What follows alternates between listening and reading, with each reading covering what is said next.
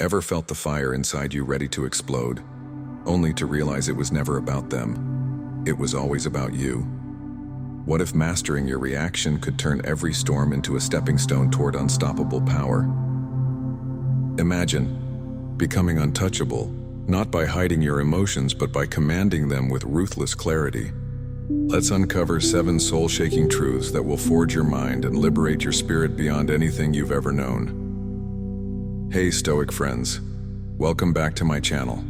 The moment you feel it coming, you know that rush, the heat, your chest tightens, your heart pounds like a drum in your ears, and for a split second the world shrinks to nothing but that moment. You're not in control anymore. The calm version of you gone. What's left is the storm. The beast, the raw, unchecked part of you that doesn't think. It just reacts. It could be a betrayal, a careless glance, a text that should have stayed unsent. That's all it takes. Something small, something sharp, and suddenly you're at war with yourself. You lash out, you shout, you snap. You send words like knives hoping to hurt the other person the way you're hurting inside. But when the noise dies down, when the storm quiets, you're left standing there empty, ashamed, like you handed someone the keys to your emotions and they crashed your peace into a million pieces. Here's the truth. This video isn't about being passive. It's not about swallowing your pain and pretending nothing happened. It's about something far deeper. Control power. The power to choose your response. Not to be dragged around by your emotions. To not let that storm inside you make the decisions, to be the one who calls the shots. The most dangerous battle you'll ever face is the one with yourself. The Stoics knew this better than anyone. Epictetus didn't just talk about philosophy, he weaponized it. It's not what happens to you, but how you react to it that matters. That's not just a quote. That's your sword. The one you carry in your chest every time life tries to break you. And today I'm handing it to you. I've been there. I know what it feels like to be consumed by that storm. To feel like you're drowning in emotions that you can't control. The sleepless nights. The guilt of saying things you can never take back. I used to break down at the slightest disrespect. But I learned through scars, through painful lessons, that there's another way. I learned how to pause, to breathe, to stop the storm before it destroys me. This isn't theory, this is real. And if your emotions have hijacked your peace, if you've ever found yourself at the mercy of your own fury, this is for you. Every part of this video comes from real transformation, not from some abstract idea. This is lived experience, and I'm about to show you 7 brutally honest, soul-shaking truths that will change everything. Don't skip a second. Every single word here was carved from scars, from moments of intense self-reflection. If any of this hits home, if something resonates, I want you to feel it. Let it sink in. Then drop a comment below with the words, "I train my mind to pause, not explode." Let the world know you're no longer a slave to your emotions. You're in control. You choose. You decide what happens next. When the pressure rises, when the storm inside you threatens to tear you apart, remember this. You don't have to react. You can pause. You can choose. So if you've ever felt that anger surge, that storm rising inside you, smash the like button. Let the world know you're choosing control. Share this with someone who reacts first and regrets it later. And don't forget to subscribe, because this isn't just a channel. This is a brotherhood of minds who refuse to be ruled by their emotions. Now, let's dive in. Number 1, you don't need to attend every argument you're invited to. You're walking through life carrying invisible weights. The expectations, the disrespect, the little jabs people throw without thinking. And suddenly, boom, someone says something that stabs right through your pride. Your jaw clenches, your chest heats up. You can feel the words building behind your teeth. And yet, what if silence is the real flex? People think reacting instantly means strength. No, it's reflex. Animals do that. We're men. We don't swing every time we're provoked. Because when you always react, they own you, they push a button. And like a machine, you perform. But when you respond, you choose. You decide if it's even worth your breath. There's power in walking away without a word. There's power in smiling while your mind sorts through chaos like a general planning a war. The enemy wants your reaction. But if you respond with calm, with pause, with that little stoic smirk that says, "I see the game, but I won't play it.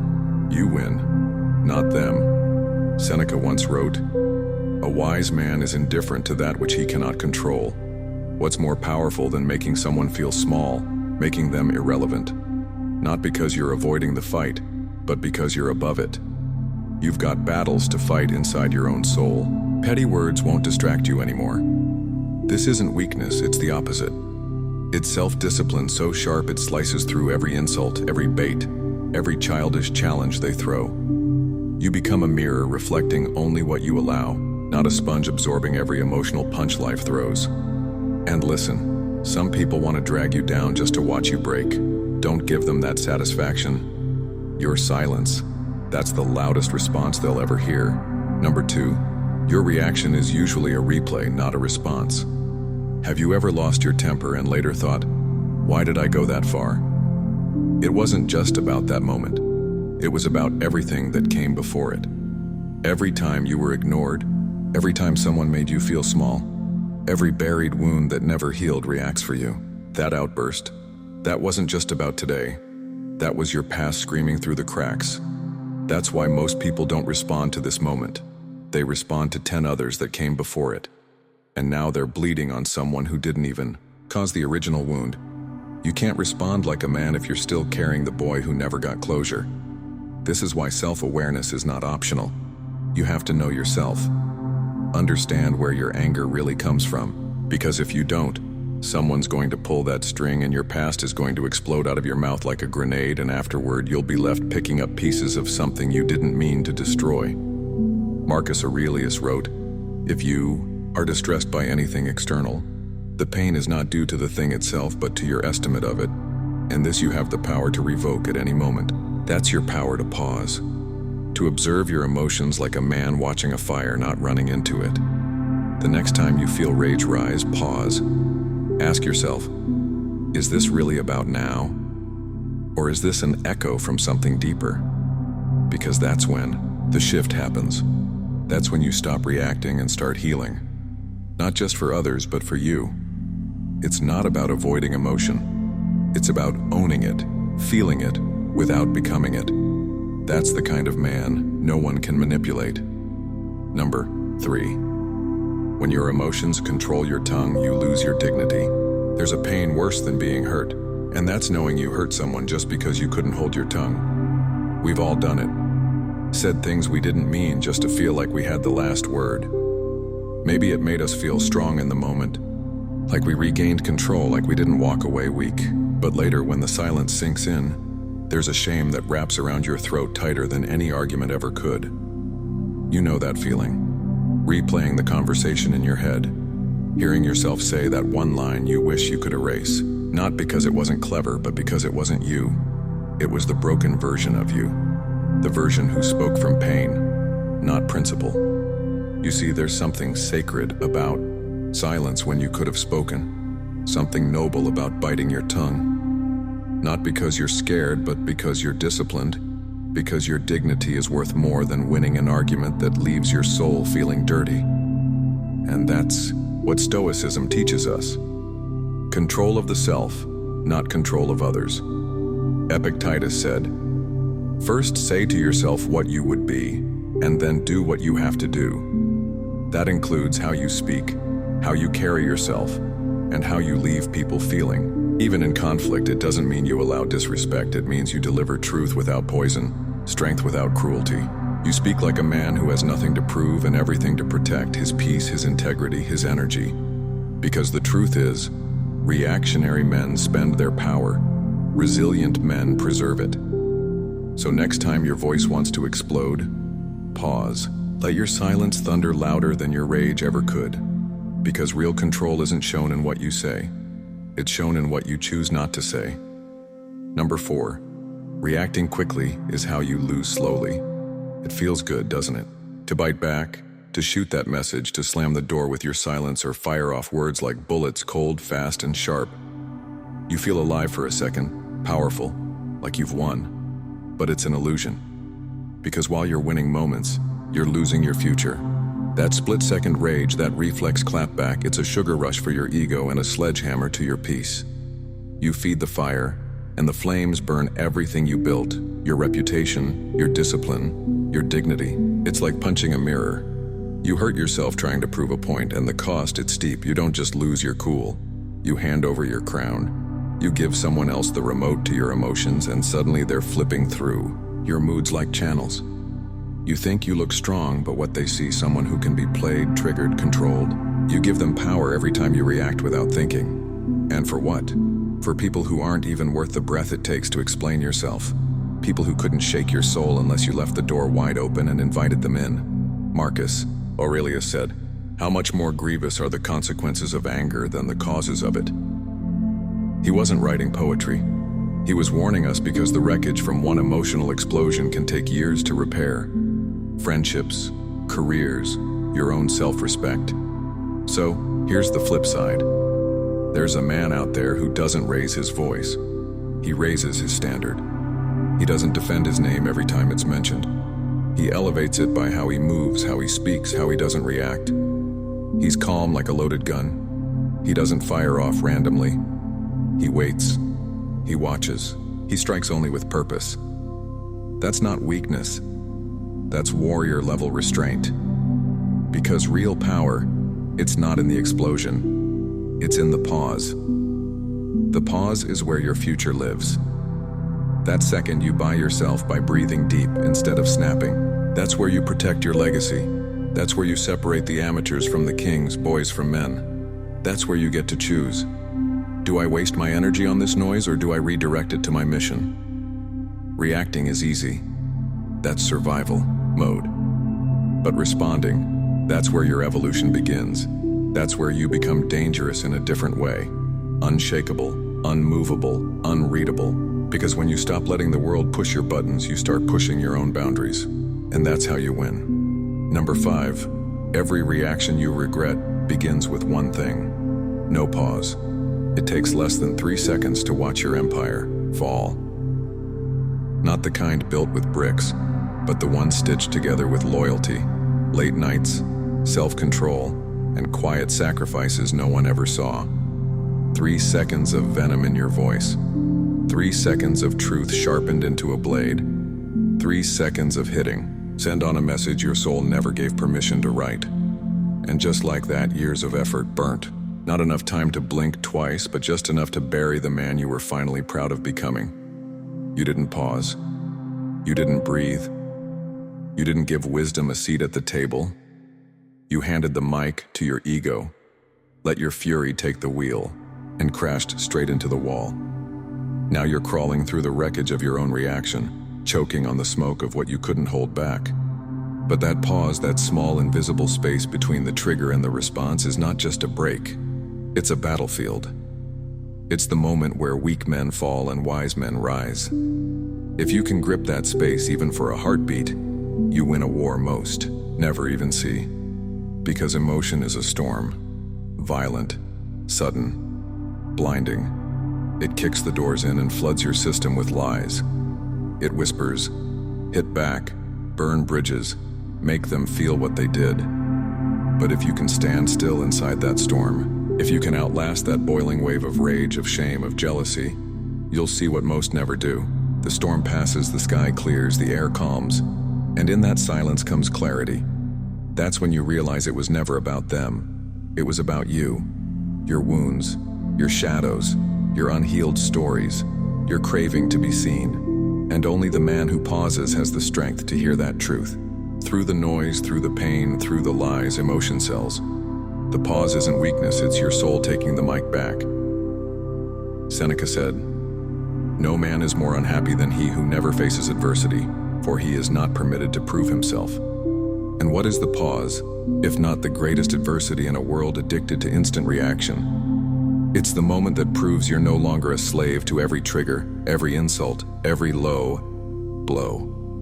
It's the moment that turns a man into a force, because this world will not stop testing you. It will throw chaos at your calm. It will push your buttons, scratch at your scars, and try to make you forget the ground you fought to stand on. But if you can pause just long enough to let stillness cut through the storm, You break the pattern. You become untouchable, not because you're cold, but because you're controlled.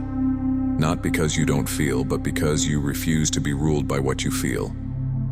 And that's where real power lives. Not in the swing, but in the restraint. Not in what you say, but in what you choose not to. Not in the fire you throw, but in the fire you master. Because calm isn't passive, it's calculated.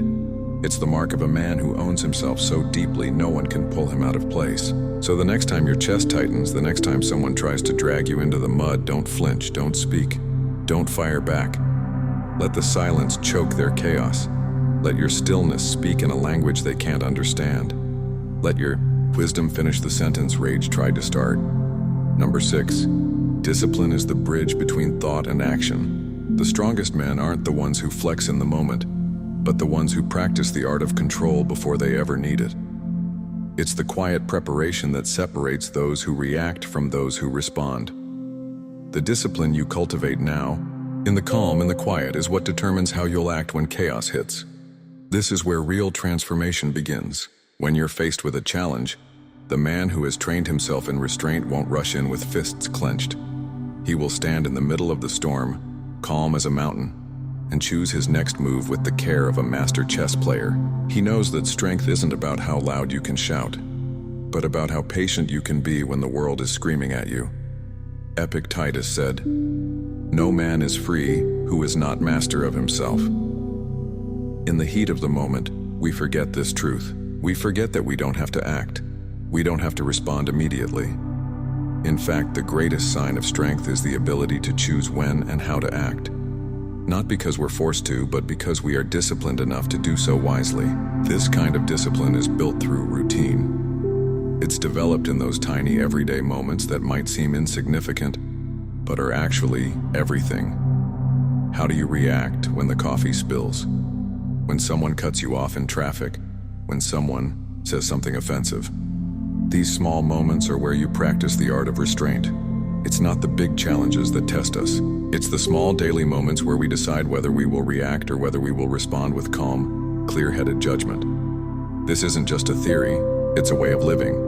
You decide every day to build that bridge of discipline. When the storm comes, you'll be ready, not because you're perfect, but because you've learned to embrace the process of mastery. And when that storm hits, you will respond with purpose, not with panic. Number 7, the greatest victory is over yourself. It's easy to point to external enemies. It's easy to blame the people who challenge us, who try to provoke us, who seem to hold the power to make us react.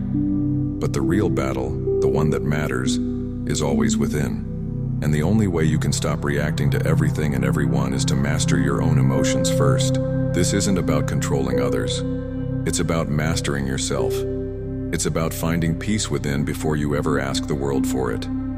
It's about the calm confidence of knowing that no matter what happens, you have the power to choose your response. You see, every time you react impulsively, you lose control of your own life. You allow outside forces to take the wheel. But when you learn to respond thoughtfully, when you make the conscious choice to pause and think, you take back the reins, you become the author of your own story. This, my friend, is freedom. And that freedom isn't won in one day. It's built over time through daily practice, through acknowledging your triggers and choosing not to fall for them. The Stoics knew this truth well. As Seneca said, we suffer more in imagination than in reality. The battle is never as big as we make it in our heads. It's only when we react without thinking that we make it feel insurmountable. But when you choose to stop reacting, you reclaim your power. You become the man who can handle any storm that comes his way without breaking. You become the man who doesn't just survive in life, but thrives through it. The hardest part isn't the external conflict.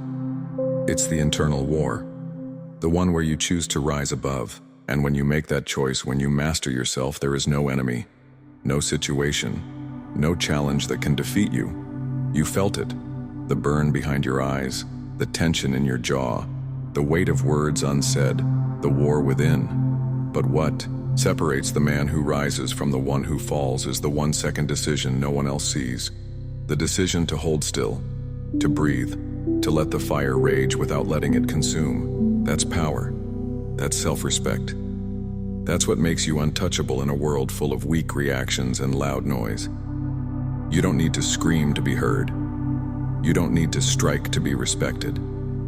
Every time you hold back, every time you choose calm over chaos, you build a stronger version of yourself, brick by brick, breath by breath. And slowly that silence becomes your signature. That stillness becomes your strength. Let the world throw stones. Let them try to shake you. Let them misjudge your quiet as surrender. Because you know the truth. Your silence isn't a retreat. It's a throne, and no one shakes a man who rules himself first. Mark your presence below. My silence is not weakness, it's command. Like, comment, and subscribe to this channel. This isn't just a video. It's a revolt against every impulse that ever tried to define you. You are not here to react. You're here to rise.